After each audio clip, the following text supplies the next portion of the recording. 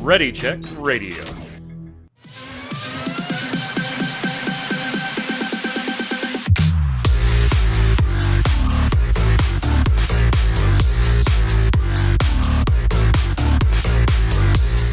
What's up, Internet? Welcome to Relic Grind, where podcast grinds you. I couldn't resist. It's Thursday at 7 p.m. Eastern. Welcome to the Relic Grind, Ready Check Radio's Final Fantasy XIV Square Enix podcast. We're doing the show live, as we always do, twitch.tv/ReadyCheckRadio. You can actually head over to the website, ReadyCheckRadio.com. All the socials are in the upper right-hand corner. You know what to do. Twitch, Twitter, Facebook, YouTube, all that fun stuff, all your podcast platforms. Give it a like. Thumbs up, subscribe, turn on the notifications, all that usual jazz. I'm Mike Byrne, your host, as always. Joining me to go over all kinds of fun Square Enix stuff, Mr. Chris Montoya, a.k.a. Tarkov. How are you, sir? Greetings, programs. You never know what's going on in pre-show. I love it, the podcast where the Final Fantasy levels you up.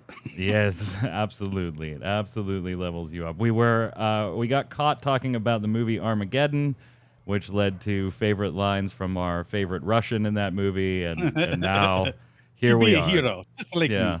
Yeah. Join us for pre and post show. It's always exciting. Also on the line, Mr. Paul Berlin, a.k.a. Flynn. What's up, boss? Yes, it is I, Flynn Boris Lolite. Oh, my God. It's going to be one of those days. Yeah, excited for the show. Going out for the Relic Grind. We're done. One of those days. Yeah, so we've got stuff to talk about. Last week gave everybody off. We had show notes. We were good to go, but we're kind of like sort of show notes. Yeah, it's a little light. You know, it's probably going to be like maybe a 40-minute show ish. We could kind of cram some things in there, maybe draw things out for a minute or two. I was already off that Friday and Saturday from MMO Bombs podcast and from Gaming Gumbo on Saturdays here. So I was like, you know what? I'm just going to give the Relic Grind crew the day off too. We'll just call it a week. And here we are. Here we are. So we brought a lot of that stuff back, including Square Enix financials. That was going to be like the bigger portion of stuff we had to talk about because there wasn't a lot of 14 stuff. But we do have some more 14 stuff, even though we're in another kind of wait and see period as we wait for the next patch. Which one of you added this first one? Was that you, Flynn? It was me. Yeah, what do you want to talk about here? Right, so we realized in post-show last week we forgot about one or two things that came up during the fan fest and the live letter. And we completely just brain farted on, and the biggest one is the collaborative editor. Yes, that thing's going to be awesome. Yeah, we talked about it after the show. Yeah, and I think I said post-show last time, but I hope to God it is not a repeat of the Duty Recorder. It's like, that would be awful. Great plan, things that came out 10 patches ago. Right. Yeah. But this because they had tool. They had to have learned the lesson, right, on that one. Hope. Sure, you can hope. But, they'll start things out like they did with, the raid markers. You only have 2 slots to save something. And then once you get to another fight, you got to delete an old match that you can only... There's only so much server space. They're not going to spare expense on that. So, but it's a cool feature. It is one of like the only MMOs in the world that has constantly just been like, server space. Yeah, server space. Yeah, server space. Like... Really? Because I don't really tend to hear that from many other MMOs out there. And I get it. Like, your architecture was a little wonky, but you've started to relieve some of that technical debt over the years, and it's been 10 years now, gang. Like, let's kind of figure out server space, because no doubt other MMOs have this problem, right? That was database server space was a huge thing in World of Warcraft, leading, to number squish and stuff like that. But we've already done that. We've already done that in Final Fantasy XIV. Flip that, if they admit that we got the server space thing fixed up, then they got to fix housing and just give us more housing. And they don't want to do that. That's just silly. It's still, still one of the worst housing MMOs. Client side as well for certain things. Yeah, but I can understand that to a certain degree. I But think it's sometimes like, they for get a Waymark little storage, silly. check that client side. Give us 200 slots. It's on our local side. You just pull it from us when we need it. Yeah, I mean, I get there's certain things that you absolutely don't even want to put them there and even give them a chance to be messed with, but Yeah. I don't Limit know. the hacking opportunities.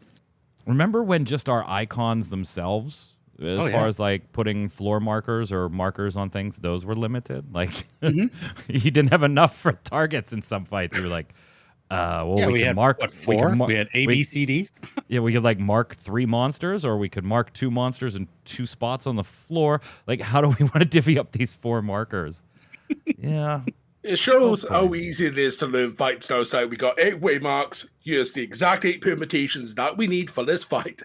You chuck this back to ARR days, and you're like, right, this is one important mark, here's another. We'll work out the rest. Remember how hard Demon Wall was? Yeah. But of course, you also remember that they took advantage of that dungeon in particular, going wall to wall, and then hollowed ground, and everyone else would go in, and then the paladin would die, and you just res them, and you didn't have to do any of the trash. So, but we've been messing with the mechanics of the game, so I understand their hesitancy on some parts, but at some points you got to give us a little something, little nuggets here and there, please. Hey, what'd you see from the Asura trial while you were out at FanFest? That was a lot of fun. It was mostly my crew, and we brought in 2 tanks. Everyone got their job. The fight itself was quite fun, but I have to say, when you get to 8 vuln stacks, you're like, well, where's the real danger? Like, I can get to 8 vuln stacks and still not be dead. Like, kind of ridiculous. But yeah, it's a fun fight. One of those fights where you have to do a different perspective. Got to look up at things going up above you, and not necessarily at the floor or at the actual boss themselves. So yeah, it was good times. We one-shot it. So How do you think it's going to be implemented? With the way things are laid out, I kind of expect there was no story spoilers. It was just the fight. Right. You're Like, in they and didn't out. show you So anything, whether it was like Hildebrand related. I know some people think it might be that. It wasn't like the Yojimbo thing. Right. But I do think it might be implemented either into Hildebrand as a trial fight. Asura's got multiple weapons. I could see Gilgamesh being fascinated and thinking that one of these weapons might be a great weapon that he might need. I don't know how it fits into the story as it currently stands with Hildebrand. I can't see because things are getting really weird. Yeah, things are weird with Hildebrand. So aliens and all that. So they also could shoehorn it in, Asura being a god. They could put it as maybe part of the 24-man. Like a trash boss, like they did with Proto Ultima. Oh, that'd be interesting. What do you think, Flynn? Yeah, I know I talked to Tark behind the scenes us after he's like put a note in. It's like, right, is there any like sort of secrets? Just because of the big secret being Jimmy turns into Greg halfway through the fight. So it's like, right, are they just gonna do that? Because most people who 10-5S are pretty good at not revealing.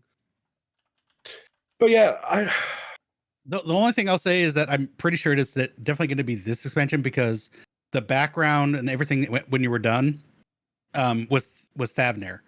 So it's something, and it's not that they can't change the background, but it seems thematic to Thavnir and Razathan. Yeah, because if during the Endwalker FanFest stuff, a lot of us was thinking when we saw Valis Party, it's like, oh, that's Asura at the end. That's definitely going to be the fight we're going to have. That's what I thought too, yeah. So it could be a bonus story trial for all we know. Maybe. We'll see. I would like it to go down Yodin route to have a little quest line just for itself. Oh, another thought?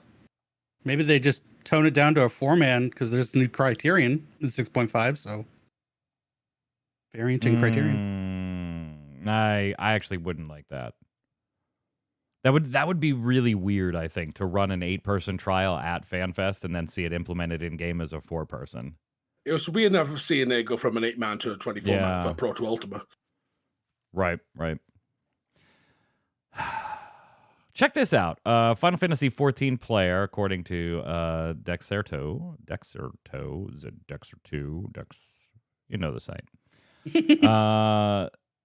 Actually was posting on Reddit talking about, hey, I actually quit smoking thanks to Final Fantasy XIV's Mentor Roulette. And they quit for a year. Yeah, they picked up drinking. Now, how, I don't know, because the Mentor Roulette would actually entice me to chain smoke. That was my impression. That's why I said they quit smoking, but they picked up drinking because of Mentor Roulette. Yeah, so 87 Gaming posted on Reddit saying, hey, I wanted to quit smoking, and so I kind of turned to unlocking and spamming Mentor Roulette in Final Fantasy XIV. And that gave them kind of like a sense of progression to work for. They said it was perfect. I played a lot of 14 and for a long time, so I'm intimately familiar with most of the content. But since it's been years since doing some of it, and since I didn't play during Stormblood, there was just enough variety to keep it from becoming dreadfully boring, at least for a while. Now, a year later, they've been completely free of smoking and have completed nearly 1,000 Mentor Roulettes. They rarely have cigarette cravings. That's resulted in a huge boost in their quality of life.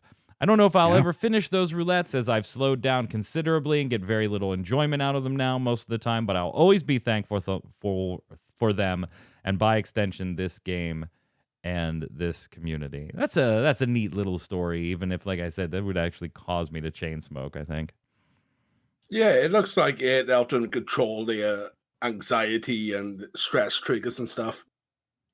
Because that is one thing that they mentioned. You get like the oral fixation with smoking too, right? Yeah. So I bet like for the first couple of months, there was like just chewed pens all over the place. Increased eating of food is another obvious one that happens. Yeah, with that's smoking, one. so. Yeah, that's one that some people. See, when I quit smoking, I quit cold turkey, and for like 2 or 3 days, I just chewed the hell out of a couple of pens. Other than that, I was fine. I didn't turn to like drinking or eating, so that was good. If you haven't played in a while, free login campaign is back. Started last week, runs all the way to the end of the month. So as always, remember you'll have to have previously purchased the game. You'll have to have a registered service account that must be inactive currently, and it must have been inactive for at least 90 days. And the Welcome Back campaign runs until August 34th for your free login period. 14th day. So, we're getting close. Right now, 14 is going to take you all the way to the end of the month anyway, so you're good. This is an expanded free trials, return campaign even. Yeah.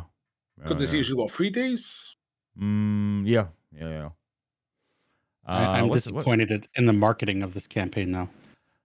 There's a definite lack of diversity. There's no Humes. You got no Ellison, no Rothgar. I mean, come on. Where's the diversity in showing all the races? Like, you got 2 Lalafels, and one of them's a frickin' frog. Come on. Yeah, that's a frog person. Correct yourself.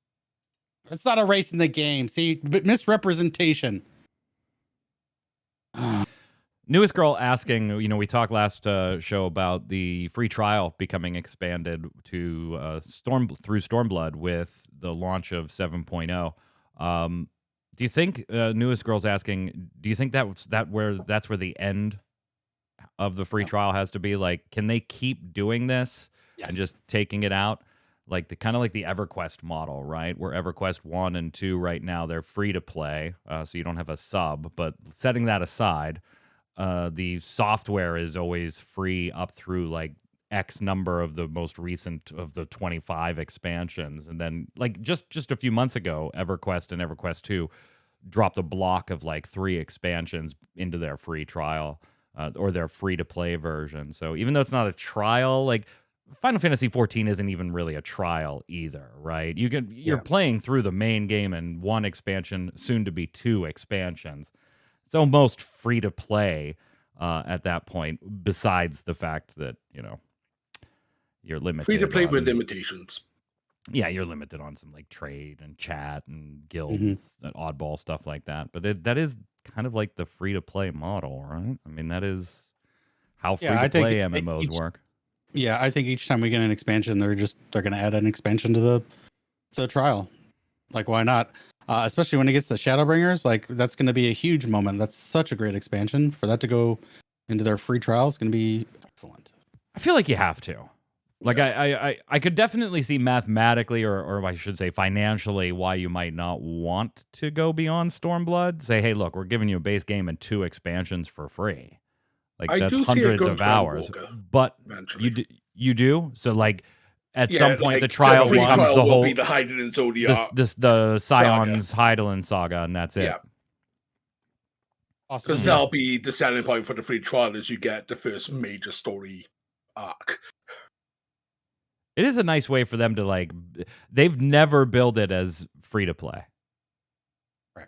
because then you dodge the headlines of like Final Fantasy XIV going free to play, but it technically is, right? Like when you think about it, if you've never played and you never bought any of the software, you were just booting it up for the first time, you can play the base game and soon 2 expansions instead of just 1, totally for free with some chat and guild and trade and limitations, typical free-to-play limitations, for as long as you want, forever. You just can't progress beyond a certain point. It is technically free-to-play. I'm sorry. Like, it is. And since all the duty support that they're adding, like most of it can be done single player. Yeah, so... you can just solo all of it. Or take up a challenge and just, do it solo another way. Yeah, it's weird that though, like the comeback campaign is only 14 days. Like if you were beyond the free trial, like if you had moved beyond it, I could see limiting it to 14 days. Like, hey, you're in Endwalker, you get 14 days, bro. But like if somebody like bailed, bought the base software and then bailed for a little while and then came on back to one of these, why is it only 14 days? Like, that seems weird to me, right? Like, it should be 14 days if you're beyond Heaven's Word, right? But then you're messing with the whole Final Fantasy 14 in 14 days. Like, don't mess with the marketing. Come on. Buying the game with all the expansions cost what? Yeah, it's like $50. It's only the like most recent expansion. They kind of do what Elder Scrolls Online does. Like if you buy the newest expansion, they kind of dump all the previous ones on you if you want to give them like 20 extra bucks or something. I don't know what the rate is right now, but we'll see. Anyway, how about this? Final Fantasy XIV player has spent 240 hours trying to solo Realm Reborn, Tark. It's redonkulous. This guy is nuts. Absolutely redonkulous. What is going on here? Like, does it really take that long? I mean, the whole thing's built to be soloed now. It's built to be soloed, except for trials, which have 4-man trials, which you can't really escape. And then you got the MSQ dungeons. There are certain mechanics that you need a pretty big health pool or be able to heal yourself, do enough damage. One in particular that this guy ran into was Gaius at the end of the Praetorium dungeon. And he had to keep leveling and try to make his own gear. That's another thing with this challenge. He's like making his own gear. He's not doing anything with vendors, not doing anything with tombstones. Yeah, it's kind of like taking the RuneScape Iron Man model, right? Like totally I was solo. with This guy a few months back, I managed to randomly catch one of his YouTube videos. I completely forgot he existed, and he released it. Well, I saw the article, like, put it in those show notes. It's like, bloody hell, this guy. 30, 40 hours for the first boss of Castle Meridian. And just like, right, there's some insane challenges in the world, and then there's this guy. But yeah, 240 hours later in terms of playtime. Had to craft everything, so handed in scripts. He had to manually do it, gathering fish on timers. The run has been an incredible experience. There's so many tiny forgotten pieces of content I never knew about, like status potions that can only be used on mobs level 50 or below, mechanics in dungeons and trials that I had never seen. It really opened my eyes to how much I missed. I wouldn't say I regret any of the rules. If I didn't have the minimal NPC purchase, field crafts would have been easier to get. but really just comes down to time spent. I'm pretty happy with what I have now. I don't know, man. I don't even think he can like over gear. He can over level, but he can't over gear because of the story, the way it locks out the zones. You can't even get into Heavensward zones, I don't think. So, yeah, this was no NPC support, no quest rewards, minimal NPC purchases was their way of making this challenging. Avoiding shops and quest handouts, I'm forced to make my own gear and really push the limit. Then after the first 3 dungeons were still too easy, I took on the level sync / silence echo rule out of wild curiosity. I wanted to know if it could be done, and the answer is yes. And you too can do it for a mere 240 hours of your life. If you really plan it out, you could probably shave that down, but yeah. He did do a separate video where he admitted that because he started as a marauder, he did have to purchase 1 NPC item. Yep. But he did work out if he started in Uldar or Gridania, he was able to do something. But before we move on, this guy also did the not leaving the city level 90 challenge as well, which he had to do on Fisher. I like fishing, but not that much. Hey, so the creator tools that have been dumped into Fortnite a while ago, and obviously we haven't talked about that here because who cares, right? My son does. But I'm going to bring it here because we got one. Siggers uploaded a battle boss map to Fortnite August 9th. You can go play it now. It's very kind of like Necron Final Fantasy IX vibes to it. And it's very 14 in the fight style itself with mechanics and telegraphs. And I mean, it looks like, you know what? That could fit. That could fit. Yeah. That's Omega Prime Alpha version 2. Yeah, Alpha version 2. It's the Nomura remix. There's a lot of cool stuff in there, actually. Like, even if you're not a Fortnite fan, some of the like odd games and things that people are creating in the Fortnite creator tool are very, very impressive. Some of them are very, very impressive. I mean, this is stupid impressive. So there you go. If you're looking for a little 14-ish in your Fortnite, there you go. If you're looking for a gift, Tark, for any loved ones in your life, 14 is going to be collaborating with a number of luxury department stores, bracelet and jewelry manufacturers, Enfant, Fred, Gobe, H Tokyo, some others. There's a whole list of them.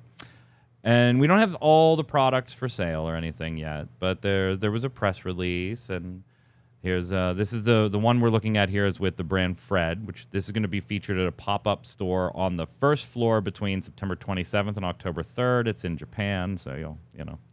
And it's going to include the brand's popular Force 10 buckle and cable design. The buckle's in white gold, and the string will come in a special crystal color. Very cool, very pretty. Very pretty. Yeah.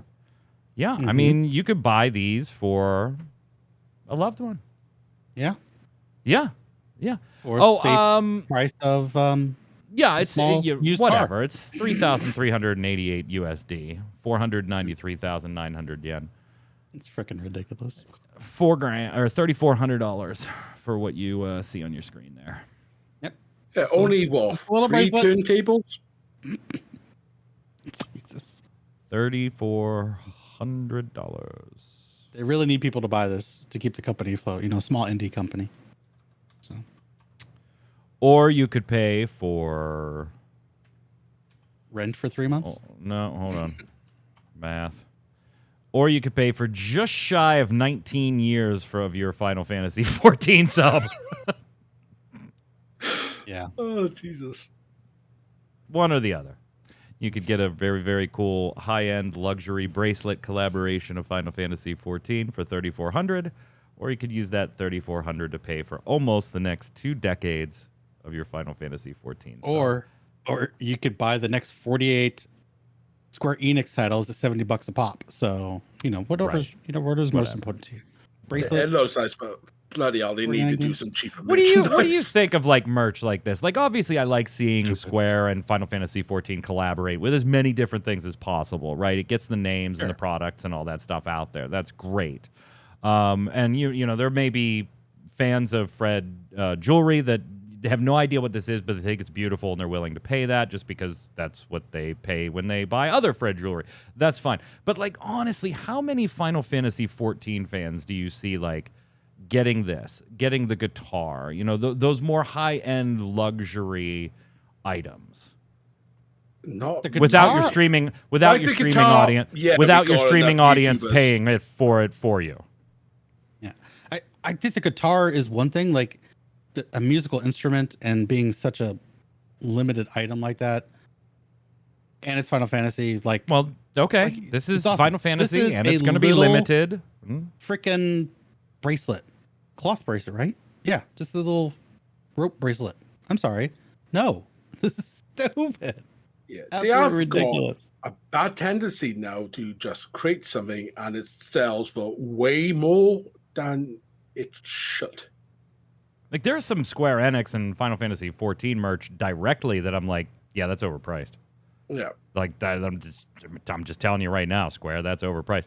You'll sell it probably, but that I wouldn't buy it off of you. That's overpriced. I certainly wouldn't buy this. Like I liked the watches, but I was like, I'm not paying that rate. Like I'm just not. I thought the watches were beautiful, and I would have loved to have had one, not for the price.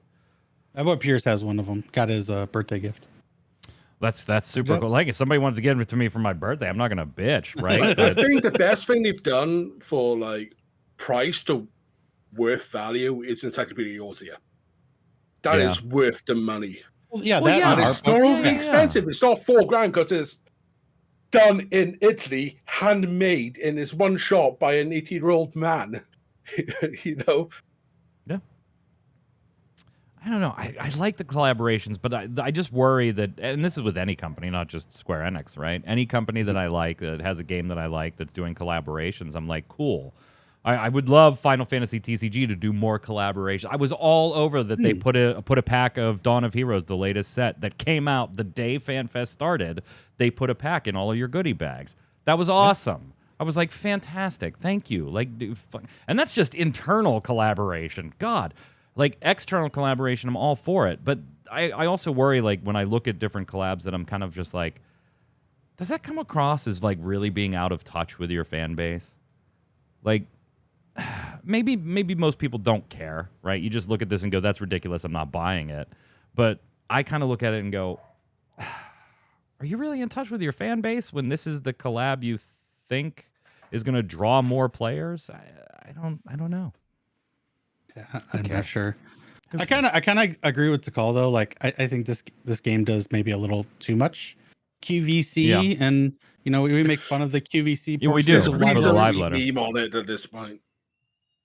Yeah, they just I like having some merch, but like I think they just go a little bit overboard. Newest Girl says, I think they just take any deal.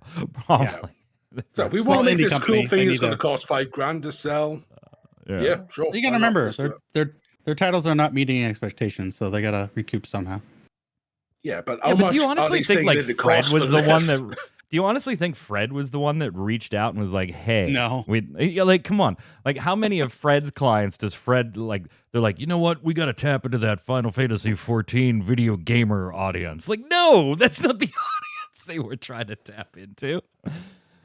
That's name you ain't heard in a minute. Oh man, we say that's the meme at the end of the live letters. QVC. Yep.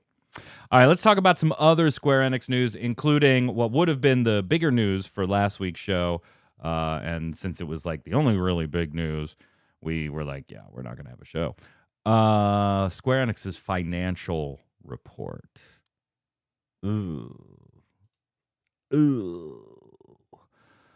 Square Enix has seen profits decline. Now, that's a weird one, right? So their sales of 16 were, quote, extremely strong initially, right? When they had like 3.5 million copies. We'll come back to what they think of that now after we get some of the stuff out. While their net sales have increased, Their operating profit has decreased 79%. Now, this quarter that we're talking about, too, does include a little bit of Final Fantasy XVI sales, like the first 3 or 4 days or 6 days, some small time period like that. On the expense side, a lot of the amort came due for Final Fantasy XVI's development. It could not be pushed. So there's an awful lot of that in there, while very little of the actual 16 revenue. So while sales are up, profits have dropped 79%. And during a call to talk about these, 16 is likely to blame for much of this, citing slow adoption of the PS5. And they specifically said that Final Fantasy XVI Tark did not meet adjustment. They didn't put out the generic did not meet expectations.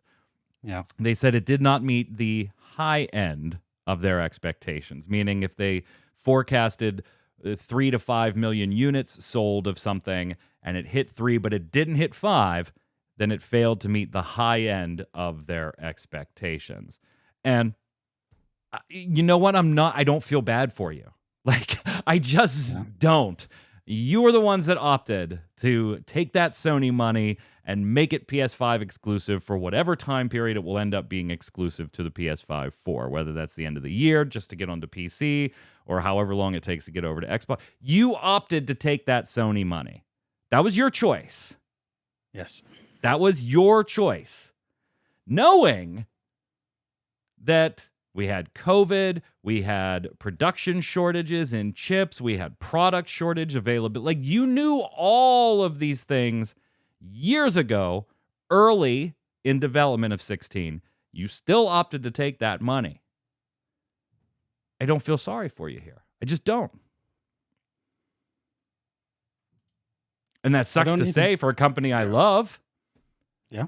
But you kind of deserved this then. They do seem out of touch with it. Now, we've talked about it a lot. Even before I was on the show, you guys talked about it a bunch. Yeah. And they're going from this to going, we're not doing our smaller titles as much. We're going to go more into the AAA. Well, if you're already running a reduced operating budget.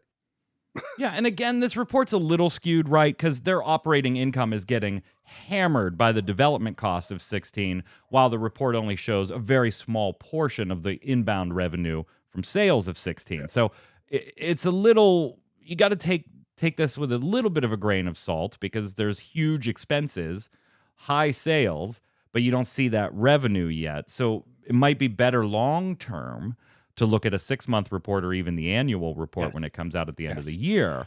But this did, Tark, cause a ripple effect. They lost double-digit percentage points on their stocks.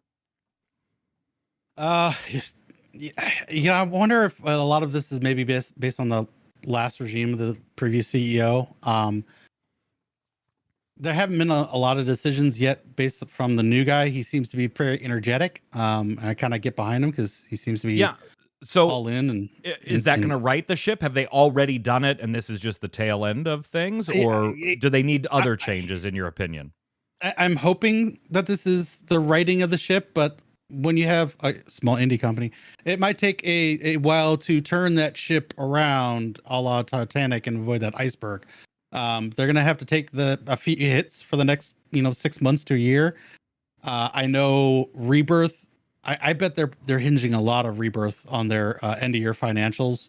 And then of course Dawn Trail in the summer of next year. Dawn Trail. So, but beyond those two announcements, like, I don't know what else is coming out for this company. So, you think Forspoken hurt them worse? Forspoken certainly didn't help. Yeah. I don't think it hurt them worse, because even though it was a relatively speaking an expensive game to make, comparatively it is not to nowhere near the budget of like 16 was. Honestly, I think Square, and I've said this before, has a huge forecasting problem. A huge one. And whether that or not, Flynn, that gets better with new leadership, I hope it does. We can only hope. Because I've seen people saying, well, you should have sold it on the Xbox. And while I agree, you should have just launched it on the PC, the PlayStation 5, and the Xbox, I don't think that solves the problem. Because I think Square's expectations would have been inflated with those additional platforms. They went into, and I'm making up this number, right? Let's say they went into, hey, Final Fantasy XVI, we expect it to move between 2 and 4 million units, and therefore, at $70 a pop, after shipping and all the costs that are associated with getting the product to people, we're willing to spend X to develop that game so that we'll have Y as the leftover profits when we're all said and done. When you say a game failed to meet expectations, what that tells me is that you spent more money making it than you should have because your forecasting was off. What you needed to recoup and make profit, you missed. When you do that once or twice, it happens. I've done it for work, right? It happens. Things happen that change the forecast and impact things. That happens. When you do it project after project after project after project, you have a forecasting problem. You are not forecasting the correct amount of how much you should spend to produce a product and then recoup those losses and gain a profit after the fact. And if this would have been a launch on the Xbox and the PC instead of 2 to 4 million, I feel like they still would have been off because they would have said 5 to 7 million and came in at 4.5 million or 5 million barely. You know, their forecasting's been broken for a long time. Adding Xbox and PC isn't the answer in a vacuum by itself. Right. They just can't forecast correctly what they're going. And maybe that's fixed now. I hope it is. I hope it is. Taking double-digit percentage stock price hits, even if it's short-term, is not good. It just isn't. And maybe next quarter, they'll rebound on that. But now for the next 3 months, they've got to survive on what they have, knowing that they just took a stock hit, too. Yeah. It doesn't help that they sunk all of the paid off all of the development cost outright as well, instead of doing the usual year over year. We pay off our development costs as the profits come in. Did they do that for 16? I found it a couple of while back when we was looking for the show notes. Couldn't find the original tweet. I mean, I know they deferred a lot of them, but I thought that the amortization came due in this report. Yeah, MST Financial Senior Analyst David Gibson says, they decided to do amortization of development costs. Amortization. Yeah, and it came due this quarter. Yeah. And that's why I said you have to be a little... Yeah, you have to be a little grain of salty on this one and take maybe the quarter they just reported and the next quarter when it comes out and put them together, because that's going to be your amorted development costs and then the bulk of the sales revenue. Right now, we have the costs and just a tiny piece of the sales revenue. But for them to already in this financial report, when on the call, say it failed to meet the high end of our expectations, oof. Yeah, big oof.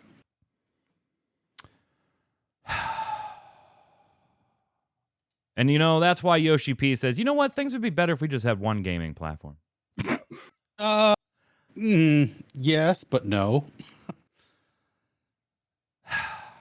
On an appearance with the Taiwanese gaming channel translated by IGN, Naoki Yoshida lamented the fact that there are multiple platforms, PlayStation, Xbox, Switch, PC, etc.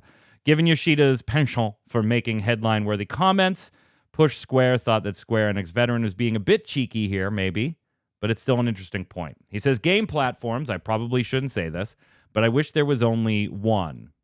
He did say this with a slight grin, so maybe a little tongue-in-cheek, right?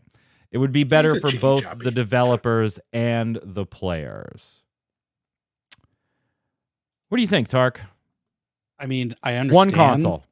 I mean, I understand him as a gamer, as a developer. I understand it, but from a forging ahead, like competition breeds innovations. If we only have one console, if it was just Sony, we have PS3 and then PS3 Plus. Oh, the new PS4. Oh, it's just got a little bit more memory. You're not going to get that innovations. Xbox and Sony have really pushed each other to really innovate and put the best foot forward as far as their consoles each generation. So, why I agree from him from the perspective he's coming at. Yeah, a very theoretical. Hey, Yeah, I'd like big to just picture, make things it's for one popular. console and not have to worry about ports and additional Yeah, costs absolutely. Yes. and having a fraction of the audience Make to sell deals. the thing to, right? Make but deals, you know. Could you Blaze Bar's in imagine? the chat, Just think not back having a though. monopoly, man. Yeah, just think back. Can you imagine what console internet gaming would look like if the Xbox 360's Xbox Live never happened? Like so much of our online gaming, particularly on consoles now, was like defined by that. And it didn't do well in certain regions, the Xbox 360, particularly Japan. Like it was not the best-selling console like at in its generation, right? It had competition with the PlayStation 2 and then the PlayStation 3 and like but to your point, Tark, it innovated in different ways. You might have liked the PlayStation 3 better for whatever personal reason. But PlayStation's network sucked and arguably still sucks to a great extent. Still isn't great, you know, and getting hacked will do that to you too. But if you don't have competition within the console, then okay, when's the next PlayStation come out? And they don't have to push any envelopes, right? Exactly. They could just worry about getting the money in with no innovation, just pushing the incrementals. Yeah, Takal knows what I'm talking about. He says, yeah, Microsoft needed a killer feature over the PS2 which led to a big gaming moment. Just look, hey, let's take a step back. Look at the PlayStation 2 and the Dreamcast, right? Dreamcast had its own slew of issues, and we're not even going to go into like how you could pirate the games, and that was kind of like the death knell for that thing. But and not even VMUs. Just look at, hey, we're going to put a DVD player in it. Boom. Had nothing to do with gaming. Nothing to do with gaming, but we're going to put a DVD player in the PlayStation 2. Yeah, PS2 and PS3 did the same thing. Cheapest Blu-ray player and DVD player on the market. That was a huge selling point over the Sega Dreamcast that had a better price point and a bigger stable of games at the time because it had released early. But you know what? This is my all-in-one now. That was huge for an era where not everybody had DVD players yet. That was huge. Yeah. If you only have one company doing those types of things, you don't think about those types of things. You don't need to. How do I make you buy my PlayStation versus X? Well, there is no X, so you're just going to buy my PlayStation. It's like the iPhones. Like, hey, iPhone 12. What's it got over the iPhone 11? Well, it's got a 12 on it. The real newest girl says the real answer here is not to challenge Sony in a format war. Yeah. Oh yeah. Remember the HD discs? Yeah. Versus HD Blu-ray? DVD versus Blu-ray. Yep. I remember Well, that. if you say that, then look at UMD. Big deal. Unfortunately. Yeah. UMD sucked. It kind of sucked. Yeah. It kind of sucked. Mini discs and HD DVDs. Rip. You had an HD DVD drive? You did you actually have one for the Xbox? Is that Toshiba? Yeah. I think it was Toshiba that did HD DVD. HD DVD. He did have the Xbox one. Yeah, it was supported principally by Toshiba. Yeah. An obsolete high-density optical disc format for storing data and playback of HD video, supported principally by Toshiba, envisioned to be the successor to the standard DVD format. It was not. It was not. That was Blu-ray. Not. It was not. Although they did lose VHS versus Betamax. Betamax was Sony's format, wasn't it? If I'm not mistaken, chat. Somebody can correct me if I'm wrong, but I'm pretty sure Betamax. A lot of people said, yeah. A lot of and people it was said the Betamax was the higher was the quality. superior format. Yeah, it was the superior format. However, it was expensive. Beta was Sony. It was expensive, and really, you could tell you have a good technology when the porn industry adopts it, right? Mm-hmm. That was literally, that was the death knell for Betamax. Even though it was a superior format, porn industry went VHS. It was easier and cheaper to work with, and they were able to mass distribute things. Remember laser discs? So Beta and the Beta VHS thing was like slightly before me, but I'm just like I like tech history, so I know about it. We had a VCR growing up, and Beta wasn't really a thing anymore when I was growing up. Laser disc wasn't really a thing anymore, but my parents had one. Yeah, My parents had one of maybe like a dozen movies on Laserdisc. Your high school chemistry teacher brought in Laserdisc one day. I always thought they were so cool, like just like the prism effect you got off of them, and they were basically UMDs without the plastic shell and the size of LPs. Yeah, they were just these mammoth discs. You're like, that's cool. I remember being in school and are we off topic? I think we might. Yeah, we're off topic. I'll be fast. But they still had a PC that had a B floppy disk drive, and see one of those. VHS stored more. No, it didn't. That's not right. Betamax was almost double the storage, if I remember right. Like the 2.5 hours of VHS recording time if you did it on long play, and it was like 5 hours on beta. Yeah, video 45 records. Yep. Oh, anyway. The hell were we talking about? Yoshi P being a cheeky chappy and technology bringing us into the hypercube. Technology, yeah. Hey, have either of you guys been in Baldur's Gate? Speaking of just being off topic, I think we'll stay there. I hear that releases in September. I'm pretty sure. So pretty good from what I'm hearing. I haven't played it yet. I haven't had the time. No, I've heard turn-based RPG LP off the top rope. There's a little reference to 14 in Baldur's Gate 3. I know, it was nice. It was nice. In one of the side missions, A Smile Better Suits is the name of it. Yep. But hey, turn-based RPGs don't really do well. So Rochefort Greystone, we miss you. Wow. Never forget. I go to his grave every once in a while. Flynn, you take the next one. I can't. Well, I did try to a second ago until you brought us to the Gate of Boulder. So we were just in the show notes. It's in the show notes. I know. It's only Microsoft. In my tab, I've got a cube of hyperness active. Oh, you're gonna go backwards? Yeah. How can we not talk about this crazy contraption? Yeah, look at this nutty thing. Don't tell chat what this is for yet. Just give him a second to look at the image. We got a couple just of the image alone. There we go. Is 4 GameCubes all wired to some stuff, wired to some stuff, wired to some stuff, wired to a thing. What the hell is that for? Oh. Yeah, Newest Girl nailed it.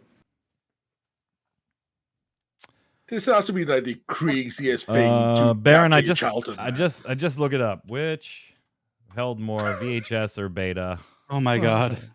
Hold on.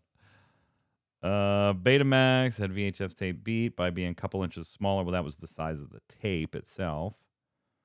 That's not what we want. The difference between VHS and Betamax. Capacity. Betamax tapes offer up to 5 hours of playtime, while VHS tapes in standard play mode offer up to 2.66 hours of recording time. However, there are some other considerations there because there are several types of VHS tapes like VHS-C, SVHS, and SVHS-C, which offer different capacities. In general, though, VHS tapes offer around 2 or 3 hours of playtime with longer recording time available in some circumstances. Oh, yeah, so this setup, this is exactly, go out and buy this if you want to play Crystal Chronicles with 3 friends the way you're supposed to play Crystal Chronicles with 3 friends, not the way the remake makes you do it. That's what this is. So nuts. Like, just the explanation of how they set this up is just stupid. It's so cool. It's cool. They call it the Hypercube. Yeah. I was like reading through it and just like, my brain is fizzled trying to understand how this was set up properly. The Hypercube is a device cobbled together by the content creator pair behind Borkia Games, Steven Squiteri, William Rankelor, alongside 2 of their friends. This enables 4 people remotely the ability to play Crystal Chronicles together the way we all experienced it way back when on the GameCube, and not you people that were stuck with the unfortunate remake. This is all you need to buy. Just that's it. That's all you need. A piece of even if it is unfortunate, just get the remake. That's all. Video splitters, audio splitters. Just a few pieces of equipment. Yeah, Looks just the like a explanation of What the was- controller conversion.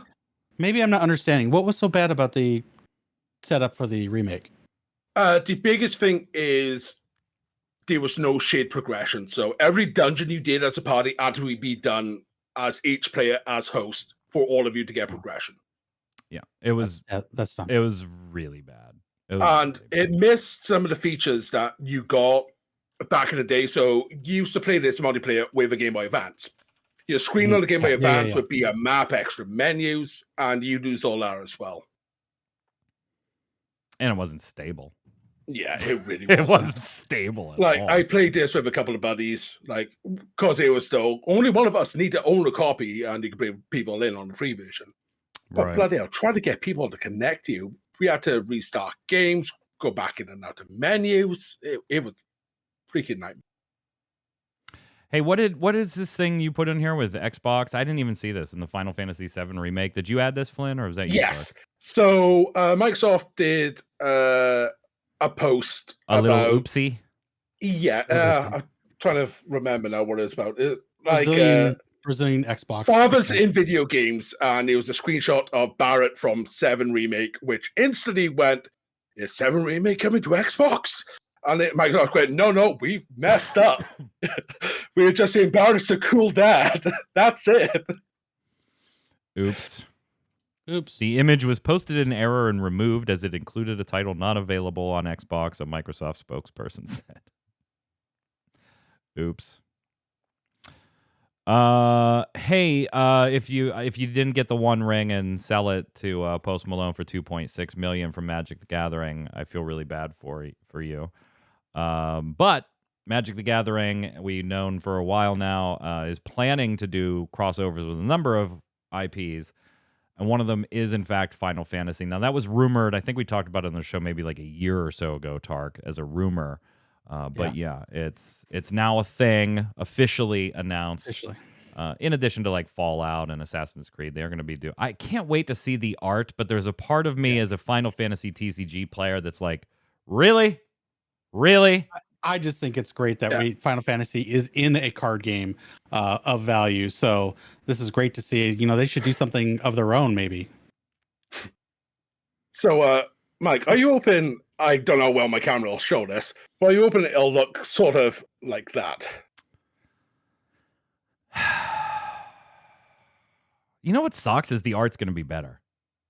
That's what sucks. Like the art's going to be better, but it's kind of like, again, I love seeing Final Fantasy and other things, but I'm like, you have a card game that is designed to compete with this type of product, and yeah, you are not in the same league, and anybody that says otherwise is being silly, but you hope to be, or you would think that you hope to be.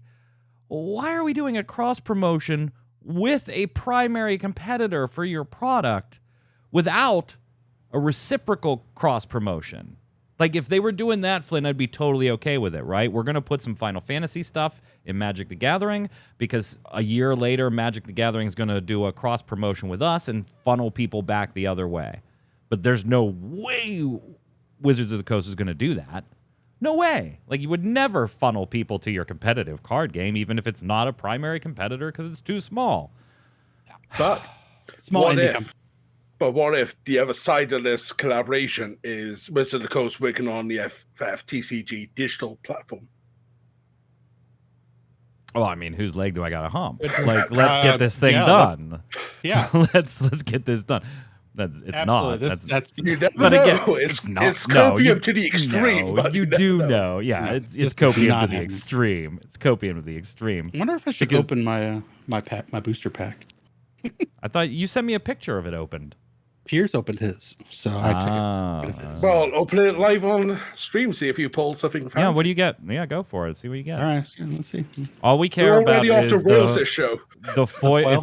If you're looking at the face of the front card in the pack, we care about the foil and the card directly behind it. Everything else is just common and rare. All right. So the foil and what's behind it? Yep. Okay, so we got because the one behind it. Why the All right. Nice. That's a playable card right now. Absolutely playable. And then the one behind it will be the hero or the legend. Number 24. Nice. Kind of an average pack. Just a ho-hummer. Ooh, Luna Freya. She's a cutie. Anyways. Speaking of Crystal Chronicles, though, Hakatoshi Kawazu has promised that someday there will be a brand new chapter. Well, that's by no means confirmation they're actually working on one or anything like that, but new trials do await those characters, ones from which they'll go stronger. Please trust that one day a brand new chapter will be added to their adventure. Switch 2, let's go. Switch 2. And finally, this has nothing to do with Square Enix, but if you're just looking for something, I saw this and I was like, I'm bringing this to the show because it's my show. It's not Square Enix, but if you like Final Fantasy Tactics and games like that, this might be one worth checking out, keeping an eye on. Called Sword of Convallaria. Very tactics and Fire Emblem vibe. Yeah, Sea of Stars is out later this month too, yeah.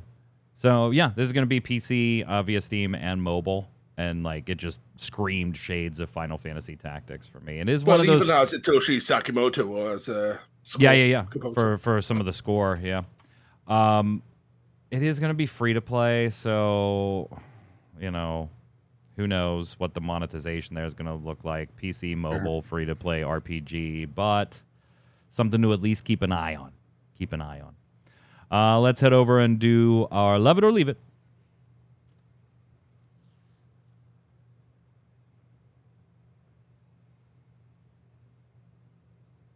It's nice and all, but where's my actual FF Tactics remake? Yeah, you're telling me, brother. And 9 remake? Yeah. Love It or Leave It is the way we end every episode of the Relic Grind here. It's where I give you something Square Enix related. Could be a game, a feature in a game, something they've done or said in a press release, or something tangentially related. And I ask you whether you love it, want more of it, or leave it, never see it again. And gents, I got to ask you, honestly, do you love it or leave it? The future outlook for Square Enix as an individual company. Flynn, we'll start with you. I just don't know, man. Like a few weeks ago, I'd be like, yeah everything looks hunky-dory-ish.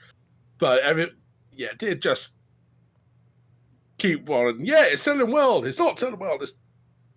I don't bloody know with this company anymore. I want to leave it side for once. Tark, what do you got? I feel like it was a year ago we did this with Kronos. It was kind of a, buy or sell. Right now, previously I was in a buy because of all the stuff they had planned. At this point, though, with so few titles to really look forward to, like AAA titles like Rebirth, Dawn Trail, I'm probably going to have to sell. You did check out Ever Crisis, though. What did you think about that? I mean, obviously, smaller title, but it is mobile and a source of revenue. Yeah, it's got I don't know if you ever checked out Record Keeper.